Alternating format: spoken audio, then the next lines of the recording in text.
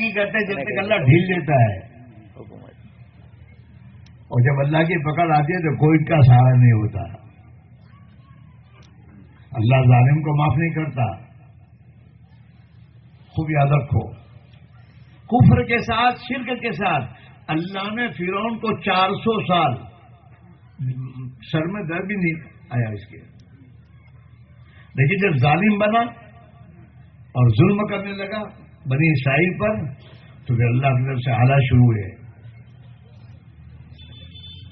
اللہ ظالم کو معاف نہیں کرتا. یہ جتنے بھی انتشار وہاں ہیں وہ تھوڑے دنوں کے لیے ہیں. جب اللہ کی پکڑ آئے گی تو میرے دوست کہیں کے نہیں رہیں گے. ہاں، قرآن میں اللہ کہتا ہے ہاں کہ فلما نسوا ما ذکروا بہ، اللہ کے نبیوں کی بات کو انہوں نے بھلا دیا، نبی کی باتوں کو بھلایا اور اپنی مرضی پر زندگی گزارنے والے بن گئے. فلما نسوا ما ذکروا بہ فتحنا علیہم ابواب کل شیء. جب انسان ہماری نافرمانی کے راستے اختیار کرتا ہے اور نبی کی راہ کو چھوڑتا ہے، ہم ایسے انسانوں کے لیے چیزوں کے دروازے کھول دیتے ہیں. یہ دھوکہ یہاں کھاتا ہے. حرام کی کمائیاں اور لوٹ گھسوٹ کر کے بنگلہ بناتا ہے، اور بنگلہ بنانے کے وقت ہاذا من فضل ربی نہیں، فضل ربی نہیں ہے، یہ تو تیرے خدا کا قہر ہے. بچے ابھی تھوڑی دیر ڈھیل ہے تجھے. ہاں، تو اللہ تعالیٰ چیزوں کے دروازے کھول دیتا، اور لے اور بھی صوفہ بن لے، 50,000 کا صوفہ بنا، کچھ بھی بنا، لیکن انجام کچھ اور ہوگا. فتحنا علیہم ابواب کل شیء، ہر چیز کے ہم نے دروازے کھول دیے. حتی اذا فرحوا، یہاں تک کہ یہ اترانے لگے મને કોણ રોકનારો, આને બધા બેવકૂફ છે, નમાજ પढ़वा જાય છે, નામ ચાહે છે ને, उसको बेवकूफ नजर आते सब. हत्ता इज़ा फरे हो, यहां तक ये इतराने लगते हैं और अकड़ने लगते हैं. अखज़नाहुम बग़्ता, हम एकदम अचानक पकड़ करते इनकी. फ़इज़ा हुम मुब्लिसून, जब हमारी पकड़ आ जाती है तो हैरान सोचते रहे क्या हुआ ये एकदम, मैं तो कभी सोचता भी नहीं था ये. तो कहाँ सोचेगा, तेरे पर तो माल का नशा है, तेरे पर तेरी ताकत का नशा है, तो सोचता नहीं है कि मेरे पर मेरा अल्लाह है. इस मजलूम के ये मजलूम कुछ नहीं कर सकता, नहीं करेगा, लेकिन मेरा अल्लाह मुझे नहीं छोड़ेगा. फ़इज़ा हुम मुब्लिसून, फिर देखते हैं क्या हुआ एकदम. फ़क़ुतिया दाबिरुल क़ौमिल लज़ीना ज़लमू, जुल्म करने वाली कौम की तो हम जड़ काट देते हैं, और जिसकी जड़ काटने का ऊपर से फैसला उसे कोई बचा सकता है. इसलिए मेरे भाइयों, अभी अल्लाह ने हमें पहुंचाया है, दीन की मेहनत को हमने, अल्लाह ने दीन की मेहनत में हमें लगाया है. अल्लाह हमें संभालना चाहता है, अल्लाह हमें मुसीबतों से निकालना चाहता है, अल्लाह हमें इज्जत की जिंदगी देना चाहता है, अल्लाह दुनिया में हमें पुरसुकून जिंदगी देना चाहता है. इसके लिए एक मेहनत को अल्लाह ने जिंदा किया है, जिस मेहनत में लगने के बाद, सीधी बात है दोस्तों, नबी वाली मेहनत से अल्लाह नबी वाली जिंदगी देगा. नबी वाली मेहनत करोगे अल्लाह नबी वाली अखलाक देगा, नबी वाली सिफात देगा, और जो मददें अल्लाह की अल्लाह के नबी के साथ थी वो मददें खुदा हमें भी देगा. इसलिए ये सब वर्षा दुआ करो, वो परेशान, जब ये छोड़, 9 एंटी से निकल, बड़े से बड़े अल्लाह वालों के पास भी जाएगा ना और नमाज नहीं पढ़ेगा तो तेरे लिए वो उनकी दुआएं अल्लाह के कबूल नहीं होंगी. میں نہیں کہتا، اللہ کے نبی فرماتے ہیں کہ بے نمازی کا حصہ اللہ والوں کی دعا میں نہیں ہے.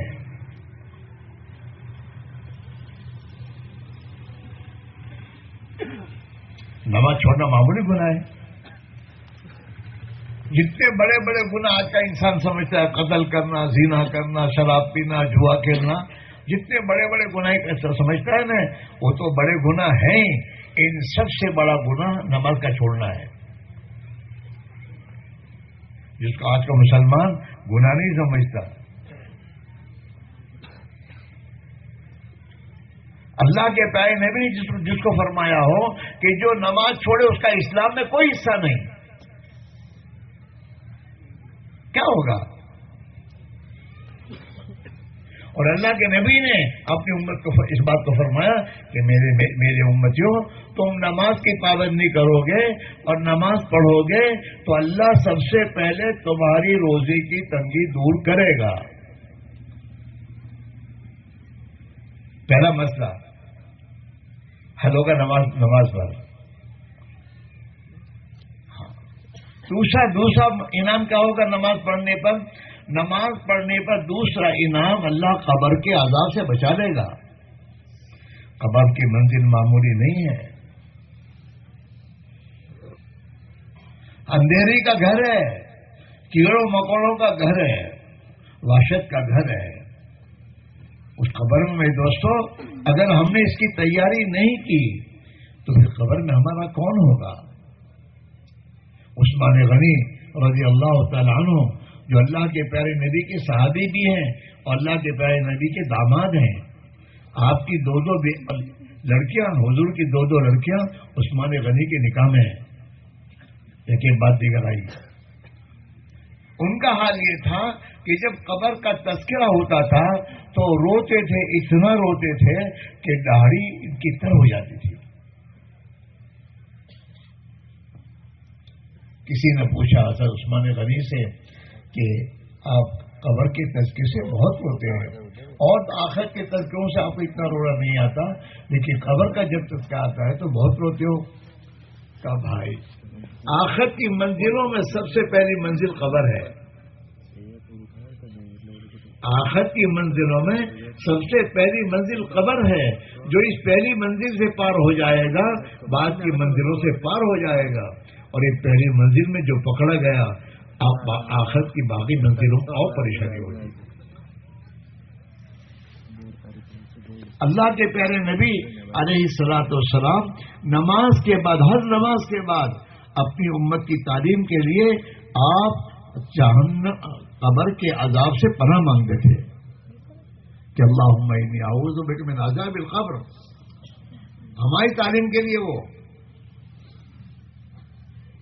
آج ہمیں اس کی کوئی پرواہ نہیں.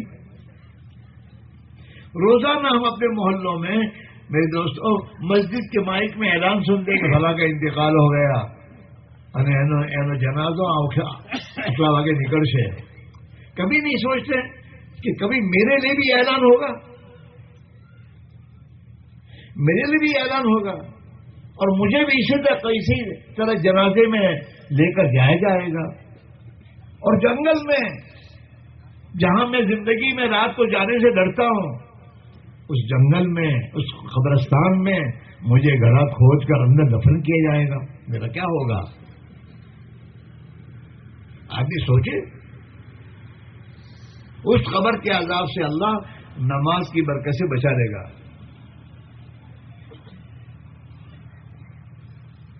دوسرا انعام یہ ہے.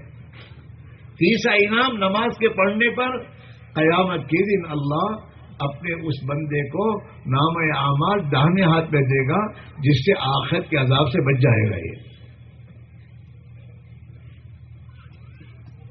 یہ تمام منزلیں آنے والی ہیں.